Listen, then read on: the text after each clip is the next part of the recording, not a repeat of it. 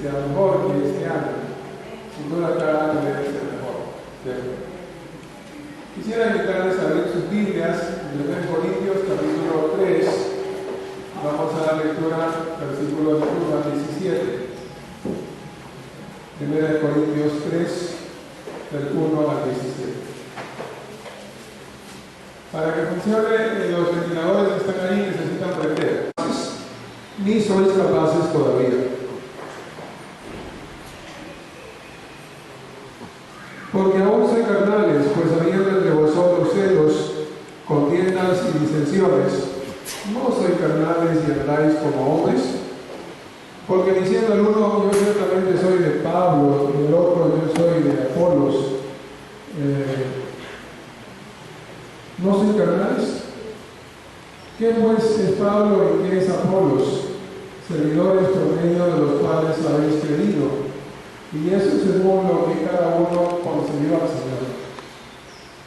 Yo planté, Apolo regó, pero el crecimiento lo ha dado Dios. Así que ni el que planta es algo, ni el que riega, sino Dios que da el crecimiento. Y el que planta y el que riega son una misma cosa, aunque cada uno recibirá su recompensa conforme a su labor. Porque nosotros somos colaboradores de Dios y vosotros sois labranza de Dios, edificio de Dios. Según la gracia que Dios me ha dado, yo como maestro constructor eché los cimientos y otro construye sobre ellos. Pero cada uno tenga cuidado de cómo construye. Porque nadie puede poner un fundamento diferente del que ya está puesto, que es Jesucristo. Si alguien construye sobre este fundamento, ya sea con oro, plata y piedras preciosas, o con madera, heno y paja, su obra se mostrará tal cual es, pues el día del juicio lo dejará al descubierto. El fuego la dará a conocer y pondrá a prueba la calidad del trabajo de cada uno.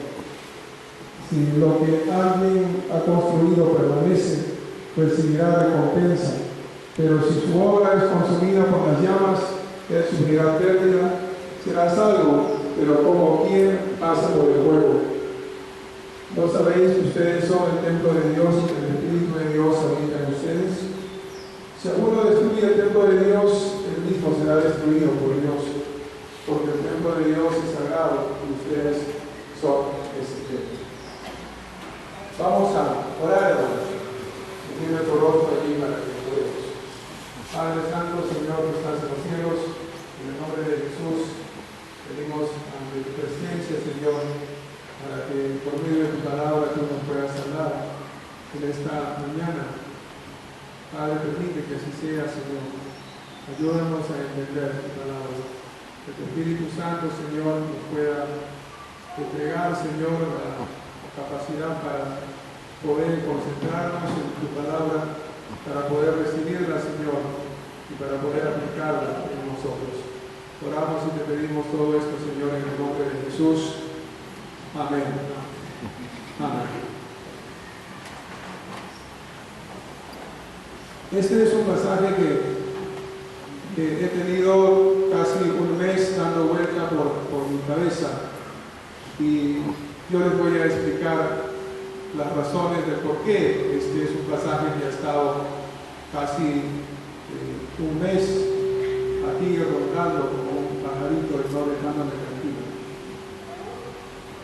Y quiero, al empezar, plantearles 3 preguntas que están relacionadas con el tema que quiero compartir y que es la razón también para mi preocupación en esta mañana.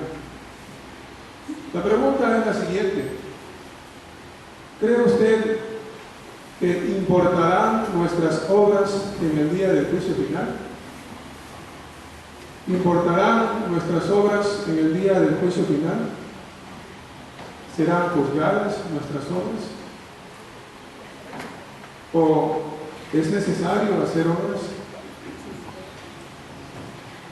Para los que conocemos el Evangelio de Jesucristo, esta respuesta como que nos ha sido fácil darla, porque decimos, bueno, la salvación no es por obras, es por fe, ¿verdad? Es por fe. Entonces la respuesta a esta pregunta pareciera ser muy sencilla para nosotros. Y cuando hemos venido a Cristo, de pronto hemos dejado de lado las obras, ¿verdad? Le hemos dado carta de despedida, le hemos dicho obras, hasta nunca, chao, goodbye, ¿cierto? Eso es lo que hemos hecho con nuestras obras. Porque al final lo que nosotros decimos es la salvación es por fe. Pero, ¿no será que nos estamos equivocando?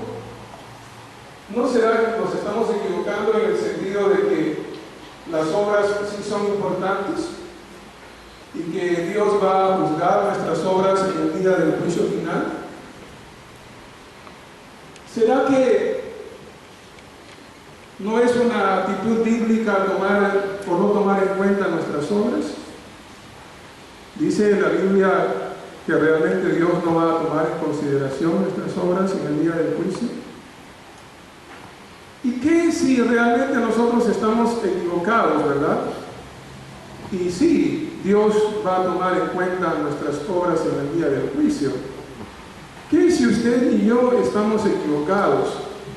Ahora, ¿en qué sentido Dios va a tomar mis obras? ¿Va a afectar mi condición, mi posición delante de Él? Esas son algunas preguntas que necesitamos responder. Porque en realidad muchos de nosotros pensamos, una vez más, ya tengo fe y eso es suficiente. Y mis obras no cuentan, el Señor no las va a considerar en el día del juicio.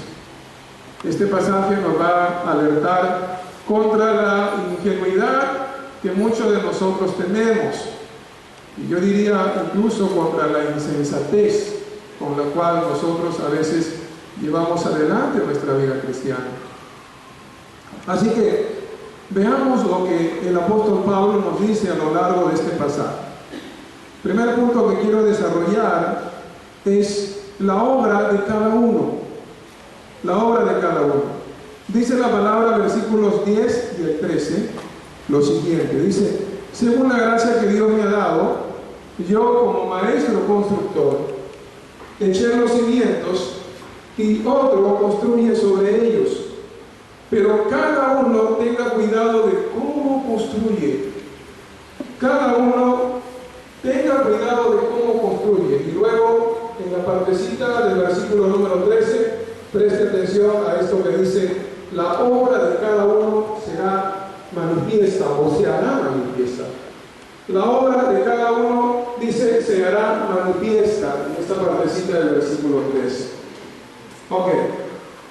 El apóstol Pablo está poniendo en claro cuál es el trabajo que él ha desarrollado en la iglesia de Corinto. En el versículo número 16, él compara a la iglesia como un templo. Un edificio parecido al que nosotros tenemos. Obviamente, él está pensando en un edificio descomunal como era el templo de Salomón. Entonces, a partir de él ver a la iglesia como un templo, como un edificio, él explica cuál ha sido su tarea. Y él dice: yo soy como el maestro constructor al que le ha tocado poner los cimientos de ese edificio. Otros han venido después de mí y ellos han continuado el trabajo que yo estoy haciendo. Eso es lo que el apóstol Pablo está diciendo. ¿Ok? Entonces, Pablo ha hecho, dice él, la parte de su trabajo. Pero detrás de él, probablemente está hablando de Apolos y de Pedro, detrás de él, dice, han venido otros a continuar el trabajo que él hace. Ahora, note usted, mi hermano, mi amigo, de que en el versículo 11, el apóstol Pablo, al hablar acerca de esos cimientos, de esas bases o fundamentos que él ha puesto, él está pensando en el Evangelio de Jesucristo. Está pensando en la persona de Jesús. La iglesia no tiene otro fundamento que Cristo, ¿verdad? El mensaje de Jesucristo. Y Pablo dice: yo he colocado ese fundamento en la iglesia. ¿verdad? En ese edificio, en ese templo que él está comparando, él está diciendo, la responsabilidad, la tarea mía ha sido colocar como fundamento el mensaje del Evangelio, eso es a Jesucristo. ¿Ok? Entonces, Pablo, Apolos y Pedro, cada cual contribuyeron para levantar ese templo, pero ellos habían hecho la parte que les correspondía hacer. Pablo dice, cada uno viene detrás y construye, ¿verdad? Habla de la obra de cada uno. Y Pablo se está refiriendo aquí a la responsabilidad que cada corinto tenía de hacer parte de su obra en la edificación de esta iglesia, en la edificación de este templo. El apóstol Pablo está diciéndole a los corintios que realmente, si tú te consideras una persona regenerada por Cristo, si tú te has unido a la iglesia, tú tienes que aportar con tus obras para la edificación de la iglesia de Dios. Tienes que hacer esto, dice el apóstol Pablo. Ahora, una vez más, él habla de la obra de cada uno. La obra de cada uno. ¿De qué obras está hablando el apóstol Pablo? ¿A qué se refiere cuando habla de obras? Y una vez más, tenemos que decir lo siguiente. Cuando el apóstol Pablo está hablando de obras, él se está refiriendo a aquellas obras que contribuyen con el testimonio y el ministerio que desarrolla una iglesia. Son todas aquellas obras que contribuyen a desarrollar el buen testimonio de la iglesia y el ministerio que una iglesia tiene que desarrollar dentro de su sociedad. Estas obras, por ejemplo, son los dones, los talentos, son obras de servicio, son obras que se desarrollan en la adoración, son obras de compartir la palabra en la evangelización, son obras que tienen que ver con la adoración, son obras que tienen que ver con la enseñanza, con el enseñar y ser enseñado. El apóstol Pablo dice, esas son obras, pero ojo, el apóstol Pablo también habla de otras obras. Y lamentablemente él utiliza también esta palabra para referirse a aquellas obras que no son alentadas por el Espíritu de Dios, sino que son alentadas por nuestra carne, por nuestros malos deseos, por nuestra naturaleza pecaminosa. Así que cuando el apóstol Pablo está hablando de las obras de cada uno, de las obras que cada uno de nosotros tenemos o somos responsables de llevar adelante sobre la base de lo que ya ha sido enseñado, es decir, sobre la base de Cristo, él está hablando de estas dos tipos de obras. Aquellas que son el resultado, ¿verdad?, que contribuyen con el buen testimonio de la iglesia, pero también está hablando de aquellas que lamentablemente lo que hacen es traer abajo el testimonio de la iglesia, el testimonio y ministerio de la iglesia. Algunos, hace 51 años atrás, colocaron los fundamentos de esta iglesia. Fueron pastores y misioneros. Algunos estuvieron entre sus familiares. Ellos establecieron a Jesús como base de esta iglesia. Pero al igual que los corintios, a los cuales el apóstol Pablo llamaba a que contribuyan con la obra de cada uno, así también usted y yo hemos sido llamados para que contribuyamos con la obra que cada uno de nosotros tenemos que hacer. Aquellas obras que tienen que contribuir para el testimonio del ministerio de la iglesia. Aquellas obras sobre las cuales, dice el apóstol Pablo, usted se va a presentar delante de Dios y Dios lo va a juzgar. Entonces, en este primer punto, hermano, lo que quiero dejar bien en claro es que si tú eres una Si tú eres una persona que ha recibido a Jesús como Señor y Salvador de su vida, tú tienes que construir, tienes que trabajar. Son las obras que tú vas a presentar delante de Dios. En segundo lugar, el apóstol Pablo nos habla de las obras que hacen algunos. Versículo 12.